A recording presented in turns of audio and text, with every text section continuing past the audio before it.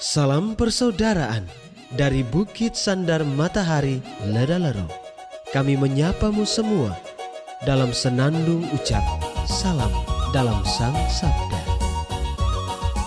Bacaan Injil dan Renungan hari ini, edisi 18 Maret 2024, hari Senin, pekan kelima masa Prapaskah, disusun dan dibawakan oleh Frater Ivan Mali, SVD. Selamat mendengarkan.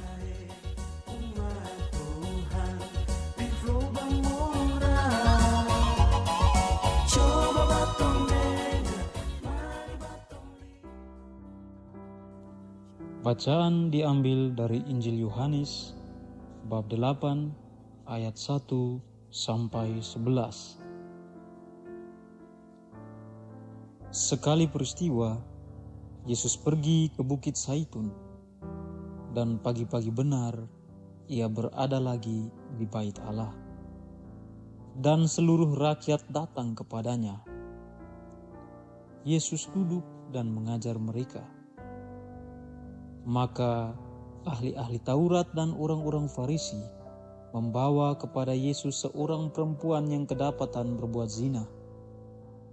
Mereka menempatkan perempuan itu di tengah-tengah, lalu berkata kepada Yesus, "Rabi, perempuan ini tertangkap basah ketika ia sedang berbuat zina.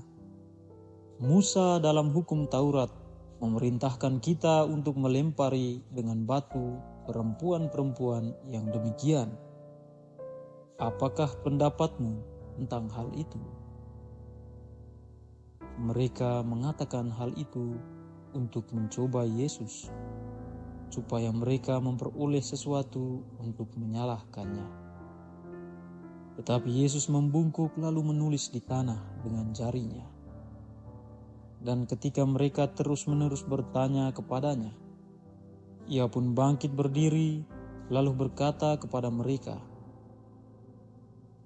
"Barang siapa di antara kamu tidak berdosa, hendaklah ia yang pertama melemparkan batu kepada perempuan itu." Lalu Yesus membungkuk pula dan menulis di tanah. Tetapi setelah mereka mendengar perkataan itu, pergilah mereka seorang demi seorang, mulai dari yang tertua. Akhirnya tinggallah Yesus seorang diri dengan perempuan itu yang tetap di tempatnya. Lalu Yesus bangkit berdiri dan berkata kepadanya, "Hai perempuan, di manakah mereka? Tidak adakah seorang yang menghukum engkau?" Jawabnya, "Tidak ada, Tuhan." Lalu kata Yesus, "Aku pun tidak menghukum engkau. Pergilah dan jangan berbuat dosa lagi mulai dari sekarang." Demikianlah sabda Tuhan. Terpujilah Kristus.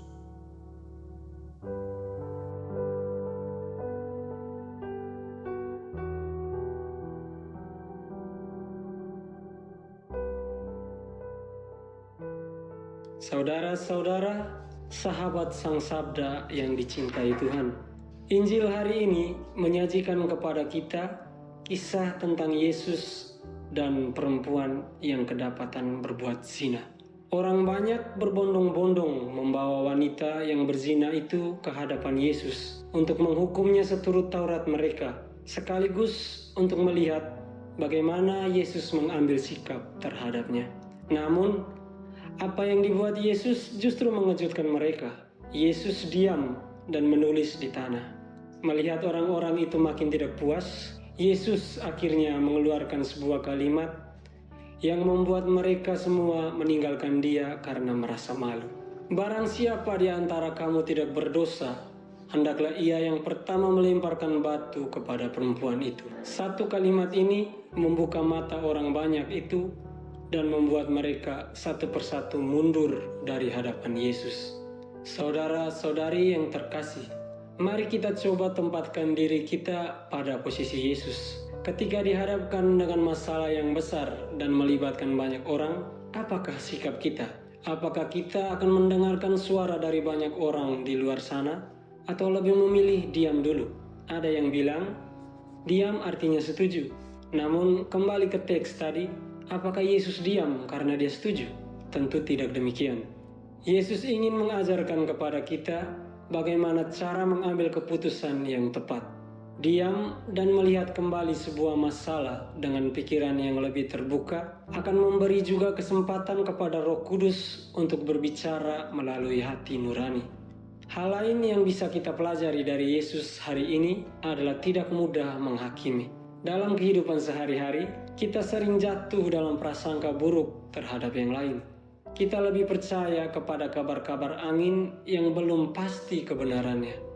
Kita mungkin adalah salah satu dari orang-orang yang menghakimi perempuan yang berbuat zina itu, yang ikut-ikutan menghakimi dan merasa paling benar.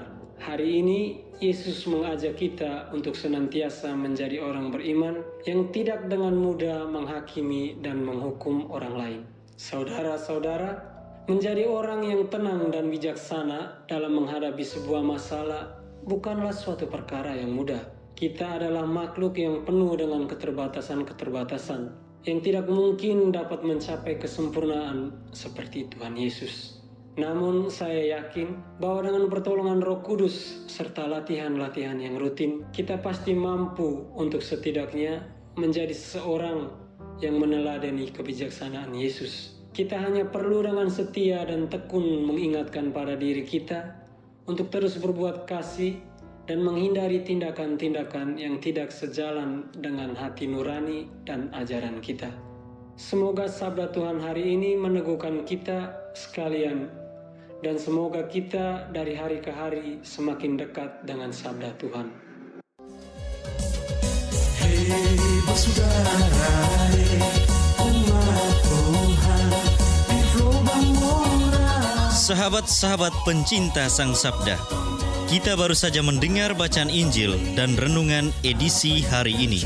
Sampai jumpa kembali pada edisi berikut. Terima kasih kepada Divisi Kerohanian website Seminari Tinggi Santo Paulus Ledalero. Semoga Sang Sabda menjiwai seluruh pengalaman hidup kita hari ini.